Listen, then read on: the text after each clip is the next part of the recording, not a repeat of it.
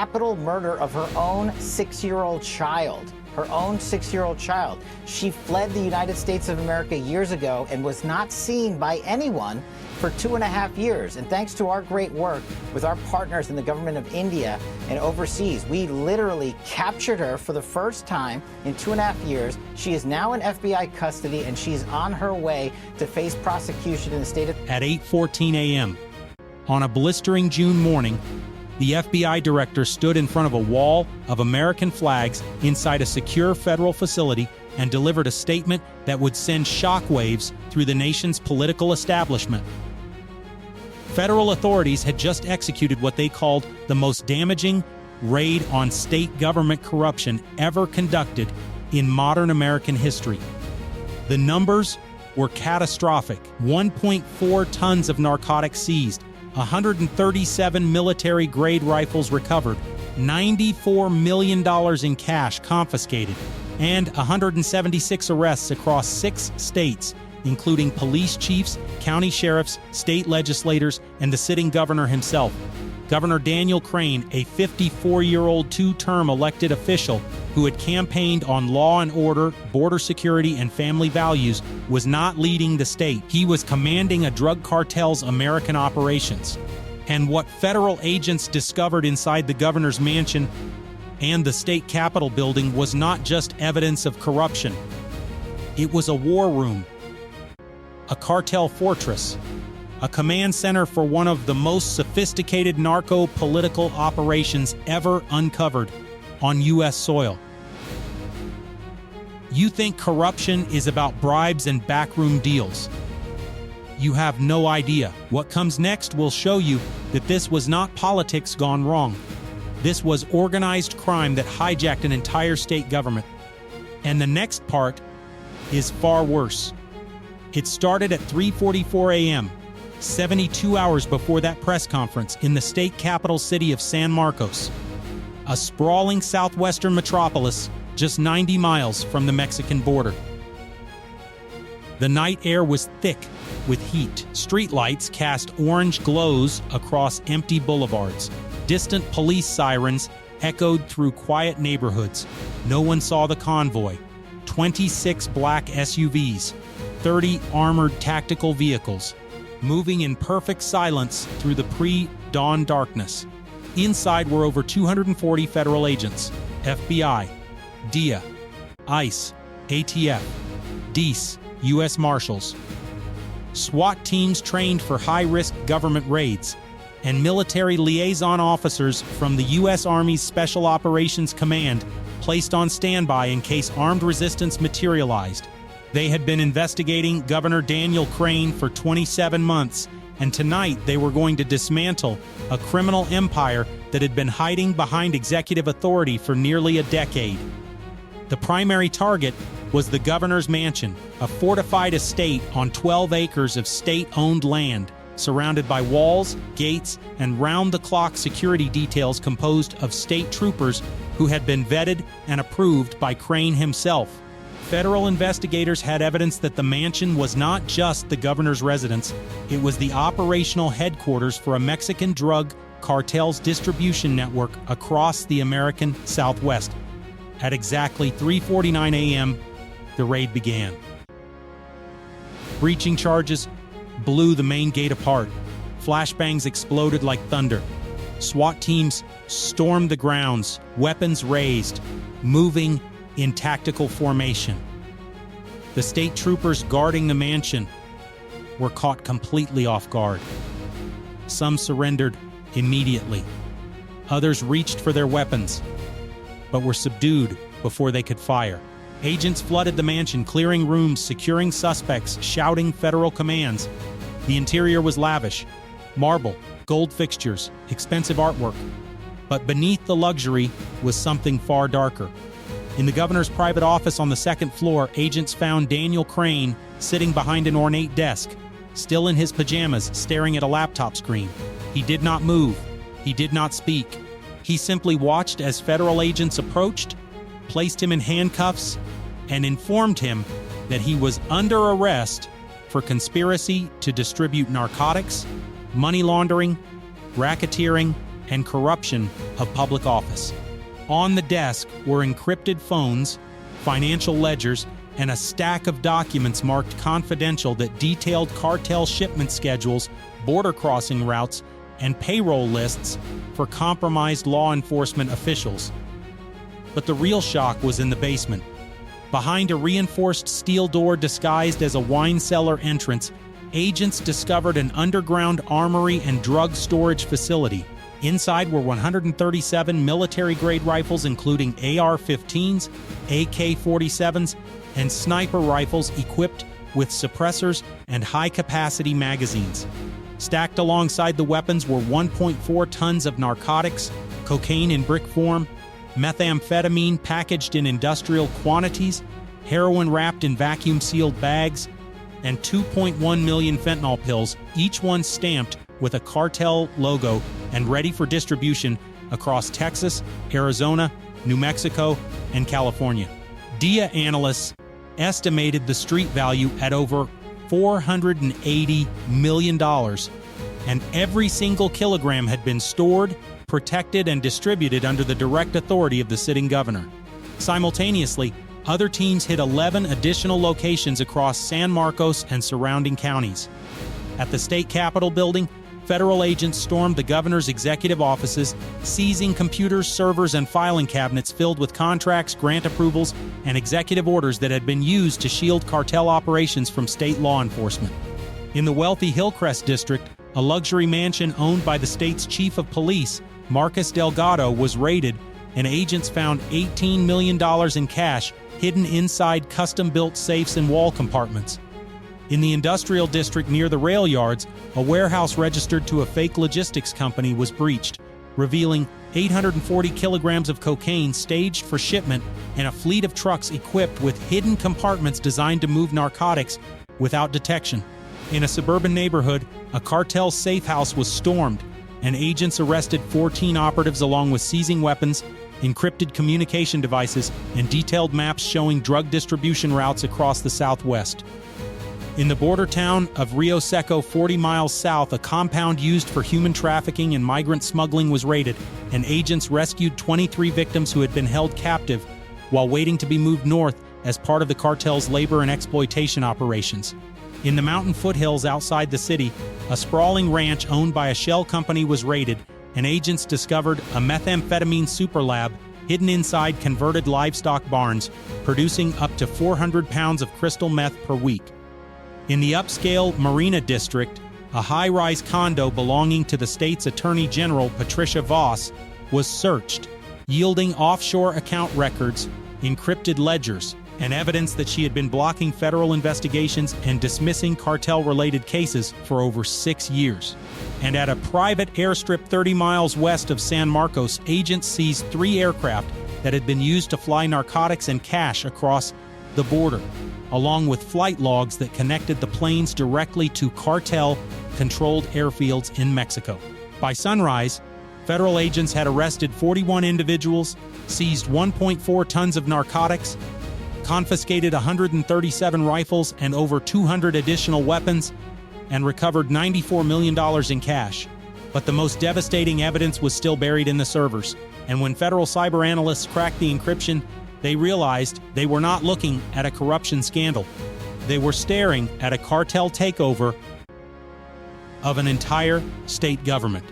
19 hours later, inside a secure FBI cyber forensics lab in San Marcos, analysts were still struggling to comprehend the scale of what they had uncovered.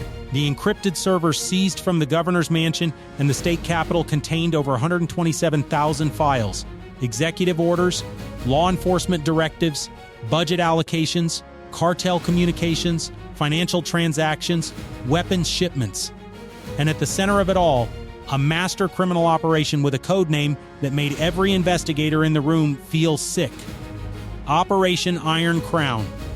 This was not political corruption. This was a systematic infiltration designed to turn the state into a protected cartel sanctuary where narcotics could flow freely, enforcement could be controlled, and profits could be laundered through government contracts and state-funded programs. And Governor Daniel Crane was not just complicit. He was the architect. The network was staggering.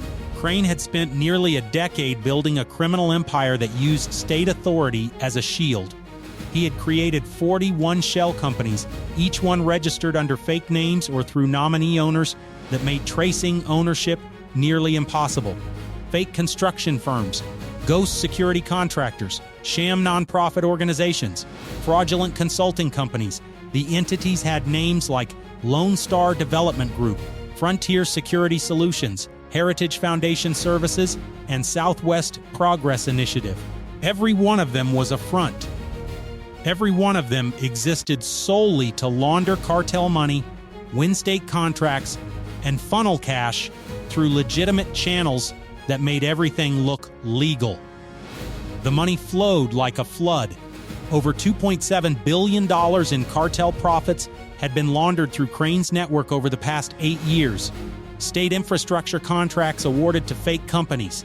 Law enforcement equipment purchases made through cartel-controlled vendors. Border security grants funneled into shell accounts.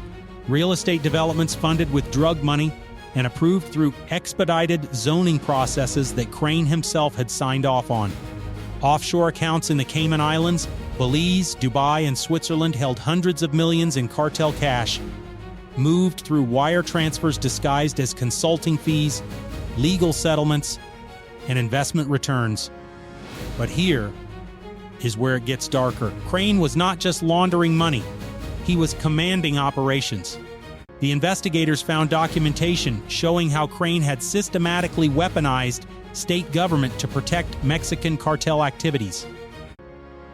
Over 680 law enforcement operations had been blocked, delayed, or sabotaged over the past 6 years.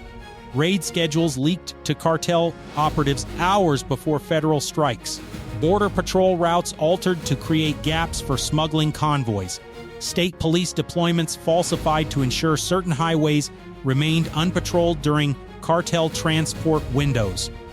Evidence logs tampered with, arrest warrants delayed, prosecution files buried, and worst of all, executive orders issued by Crane himself that restricted cooperation between state and federal law enforcement, creating legal barriers that prevented ICE, DIA, and FBI agents from operating freely within state jurisdiction. This was not a governor taking bribes. This was a governor acting as a cartel commander, and he had used every tool of executive power to build a fortress around the drug empire he served. The cyber forensics team kept digging, and then they found the smoking gun, a digital signature, an encrypted authorization key embedded in hundreds of financial transactions, executive orders, and cartel communications. The key was linked directly to Daniel Crane's personal devices. But it was not just his signature. It was also linked to 37 other individuals. The state's chief of police, the attorney general, 4 county sheriffs, 12 state legislators, 6 judges, and 14 senior officials within the state's Department of Public Safety and Border Security Division. They had all been receiving payments from Crane's shell companies ranging from $25,000 to $150,000 per month, delivered through encrypted cryptocurrency wallets and offshore transfers designed to be untraceable. This was not corruption.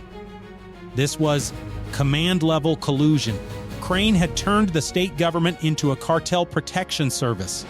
He had used his 8 years in office to appoint allies, promote operatives, and construct a political machine that answered not to voters, but to the Mexican drug cartel that funded his campaigns, filled his bank accounts, and guaranteed his power. This is not negligence. This is engineered treason. And the operation had just begun at 5:38 a.m. The following morning, inside a joint federal task force command center established at a secure military installation outside San Marcos. Over 120 federal officials stood in front of a massive digital map of the Southwest. The screen was covered in red markers. Each one represented a location tied to Operation Iron Crown, cartel safe houses, drug superlabs, weapons caches, corrupt officials, money laundering fronts. The markers stretched across the entire state and into neighboring regions covering cities, border towns, rural counties, and even federal land. This was not a state problem. This was a regional cartel empire, and it required a unified federal response. The mission was code-named Operation Crown Fall. The objective was total dismantling. Over 2,200 federal agents were mobilized. FBI, DIA, ICE, ATF, U.S. Marshals, Border Patrol tactical units, SWAT teams from 6 states, Black Hawk helicopters, armored vehicles, K-9 units trained to detect cocaine, methamphetamine, heroin, and fentanyl, and even air support from the U.S. Air Force deploying F-15 fighter jets to patrol the border and prevent cartel aircraft from fleeing into Mexican airspace. This was not a raid. This was a military-grade takedown of a narco-political empire. At exactly 6 a.m., the operation launched. In San Marcos, agents stormed the headquarters of the state police, arresting Chief Marcos Delgado and 17 officers who had been on the cartel payroll, protecting shipments, leaking information, and falsifying patrol reports. Evidence seized included communications proving they had been coordinating directly with cartel enforcers. In the border town of Rio Seco, a joint DIA and Border Patrol team raided a fortified compound where cartel members had been operating a human trafficking and migrant smuggling hub. The suspects barricaded themselves inside and opened fire. Federal agents returned fire, and after a 15-minute firefight, the compound was secured. 12 cartel operatives were arrested. 17 trafficking victims were rescued. An agent seized weapons, cash, and ledgers detailing smuggling routes that had been used to move both people and narcotics across the border for years. In the capital city's financial district, agents raided the offices of 3 law firms that had been laundering cartel money through real estate transactions and fraudulent legal settlements. Attorneys tried to destroy evidence but were stopped. Computers, servers, and financial records were seized, connecting the firms to over $840 million in laundered cartel profits. In the rural county of Mesa Verde, a desert warehouse complex was stormed by tactical teams, revealing a massive drug fortress where cartel members had stockpiled 1,100 kilograms of cocaine, 620 kilograms of methamphetamine, and enough weapons to arm a small militia. The suspects surrendered without resistance. The drugs were secured. The route was shut down. In the mountain region near the state line, a hidden methamphetamine superlab was raided by DIA agents wearing hazmat suits. The lab was active, with toxic fumes venting through underground pipes. Agents seized over 900 pounds of crystal meth, dismantled the production equipment, and arrested 9 cartel chemists. In the upscale district of Crescent Hills, the mansion of Attorney General Patricia Voss was raided, and she was arrested as she attempted to flee through a back exit. Inside, agents found encrypted phones, offshore banking records, and evidence that she had been dismissing cartel cases, blocking extraditions, and leaking federal investigation details for over 6 years. And at a private ranch near the border, a drug tunnel was discovered. The tunnel ran 380 yards underground, connecting a barn on U.S. soil to a warehouse on the Mexican side. The tunnel was reinforced with steel beams, ventilation systems, and electric lighting. Agents seized narcotics inside the tunnel and coordinated with Mexican authorities to secure the other end, effectively shutting down one of the cartel's most valuable smuggling routes. By late afternoon, the map had changed. Red markers were turning blue. Location secured. Suspects in custody. Drugs and weapons seized. The numbers kept climbing. 176 arrests. 1.4 tons of narcotics. 137 rifles and over 300 additional weapons. $94 million in cash and assets frozen. The Cartel Southwest operation took more damage in 9 hours than it had in the last 9 years. But the real betrayal was still being uncovered. Back at the command center, federal investigators were examining the servers seized from Crane's network. And what they found was a betrayal so complete, it made even veteran agents feel rage. The cartel had not just bought a governor, it had infiltrated every layer of state government and law enforcement. 68 officials across state, county, and local agencies were on the cartel payroll. State troopers who escorted drug convoys disguised as official motorcades, border agents who turned off surveillance cameras during smuggling operations, judges who dismissed cases and released cartel operatives on technicalities, legislators who blocked anti-cartel legislation and pushed through laws that restricted federal enforcement powers, county clerks who altered records, evidence technicians who destroyed forensic samples, prosecutors who sabotaged their own cases, and even 2 federal immigration officers who had been approving fraudulent visa applications for cartel members entering the country under fake identities. They had been paid millions collectively, delivered through untraceable cryptocurrency and offshore accounts that made the money disappear into the financial ether. The investigators pulled up the logs. They saw it all. Border Patrol schedules coordinated with cartel convoy movements. Highway checkpoints shut down for maintenance exactly when drug shipments were passing through. State police resources diverted away from cartel territories during critical operations. Federal raid schedules leaked to cartel handlers days in advance, allowing operatives to move product and disappear before agents arrived. Evidence logs altered to make seized drugs and weapons vanish from inventory. Arrest warrants delayed for months, while cartel members fled the country. It was not just corruption, it was a parallel government. A shadow enforcement system that answered not to the law, but to the Mexican drug cartel and Governor Daniel Crane. One of the most painful moments came when agents reviewed the case file of an honest D agent who had been building a major trafficking case against a cartel cell operating in San Marcos 4 years earlier. The agent had spent 18 months gathering evidence, wiretaps, surveillance footage, and testimony from confidential informants. The case was airtight. And then the case file was leaked. Within 48 hours, 3 of the agent's informants were murdered. The wiretaps were challenged and thrown out by a judge on Crane's payroll.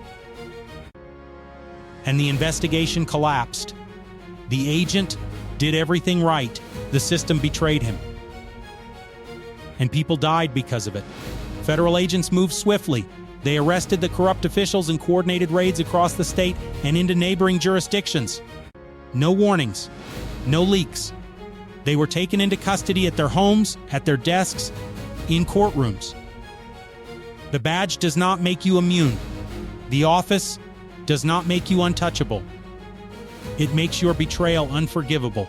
And the system that allowed a sitting governor to build a $2, $7 billion cartel empire while serving 2 terms in office, while signing laws, while giving speeches about public safety, that system was about to be dismantled and rebuilt with accountability, transparency, and justice.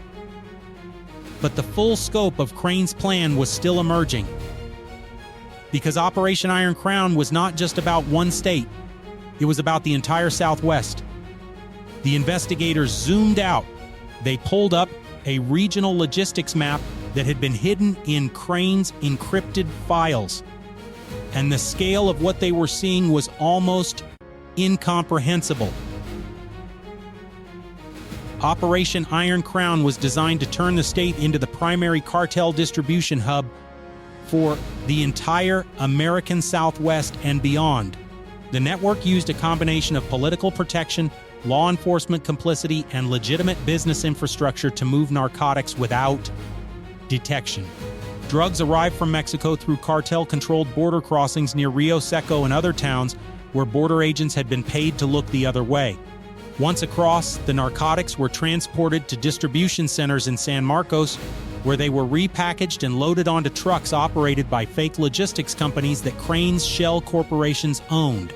From there, the drugs flowed north and east, reaching cities across Texas, New Mexico, Arizona, California, Oklahoma, Kansas, and as far as Colorado and Nevada. Trucking routes were coordinated using falsified shipping manifests and GPS tracking provided by corrupt dispatchers. Way stations were bypassed using schedules shared through encrypted channels. And when shipments were stopped, the drivers carried documentation that appeared legitimate, approved by state officials on Crane's payroll. The network moved an estimated 4.2 tons of narcotics per week. That is over 218 tons per year.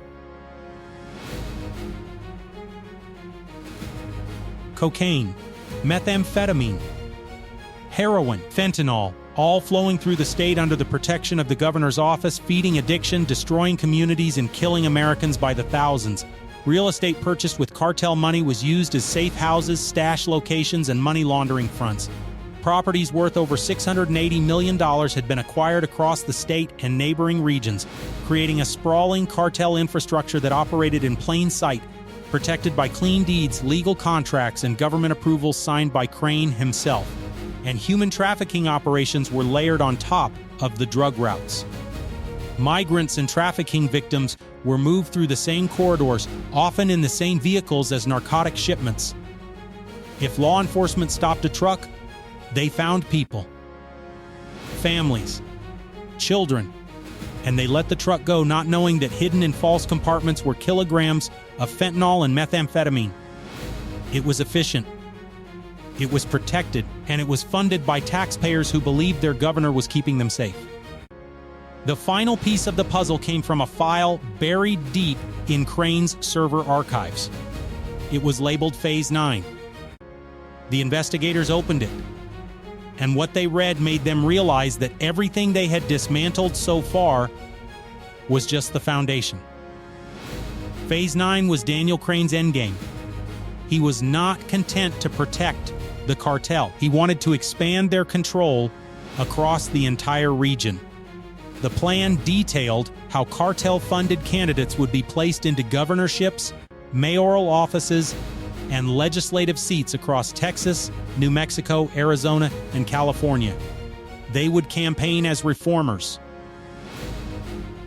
champions of border communities, advocates for state sovereignty, and once elected, they would use their positions to shield cartel operations, block federal enforcement, appoint loyal officials, and create a network of narco-political states where the cartels controlled the government, the law, and the future. This was not infiltration. This was a hostile takeover of American democracy. And if Phase 9 had succeeded, entire regions of the United States would have become cartel territories, where elected officials served criminal organizations, where law enforcement protected traffickers, and where the rule of law was replaced by the rule of the cartel. The system was not broken. It was being redesigned, and Daniel Crane was the architect. But here is the thing about power. It does not always announce itself with violence. Sometimes it comes in a suit and tie. Sometimes it speaks with the voice of authority. Sometimes it wins elections, shakes hands, and smiles for cameras. And that is when it is most dangerous. Because you trust it. You vote for it. You believe it is on your side. Until it is too late. Until the system you trusted has been turned into a weapon. Daniel Crane understood that. He knew that no one would suspect a governor, a man elected by the people, of commanding a drug empire. He knew that his office was his shield, and he used it for nearly a decade, until the FBI tore that shield apart and exposed the truth. The cost of this operation, the real cost, cannot be measured in tons of drugs or millions of dollars. It is measured in lives. In the 22-year-old veteran in San Marcos who came home with PTSD, got addicted to painkillers, and died of a fentanyl overdose while the governor who was supposed to protect him was protecting the cartel that sold the pills. In the mother in Rio Seco who lost her daughter to methamphetamine addiction while the police chief paid to look the other way, lived in a mansion bought with cartel money. In the honest cops, federal agents, and prosecutors who fought the cartels and were betrayed by their own commanders, their own judges, their own governor, in the communities across the Southwest that have been hollowed out by addiction, violence, and corruption while the people in power smiled and promised safety. That is the cost. And it is unforgivable. This story is a warning.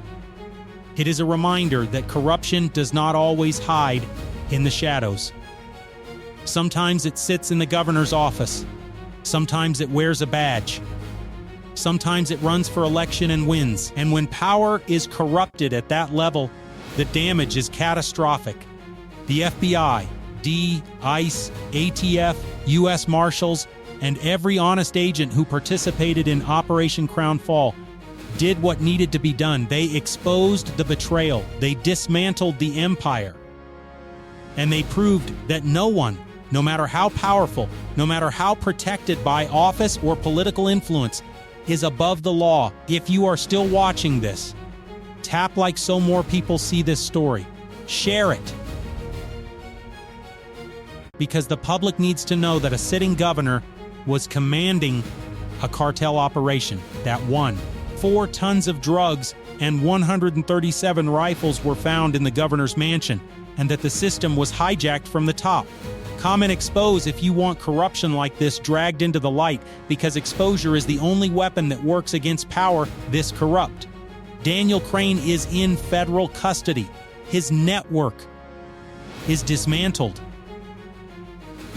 His empire is ash. But the fight is not over, because for every operation like this that gets exposed, there are others still hidden, still running, still using political office to protect cartels, still destroying lives. The question is not whether it is happening. The question is whether we are willing to see it, and whether we are willing to demand that every elected official, every badge, every person in power is held accountable. That is the real story, and that is why you need to keep watching. Keep asking questions. Keep demanding transparency. Because the moment we stop paying attention is the moment they rebuild.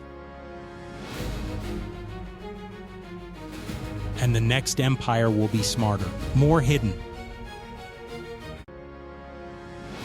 more dangerous. That is the truth.